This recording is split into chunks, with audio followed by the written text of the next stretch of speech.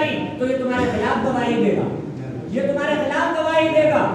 اس لیے قرآن یہ عزت کا ذریعہ ہے، یہ ترقی کا ذریعہ ہے، یہ فلاح اور کامیابی کا ذریعہ ہے۔ اور یہی قرآن اگر اس کی حق ادا نہیں کیا، اس کی ناقدری کی، تو یہ تنزلی کا ذریعہ ہے، یہ رسوائی کا ذریعہ ہے، یہ ذلت کا ذریعہ ہے۔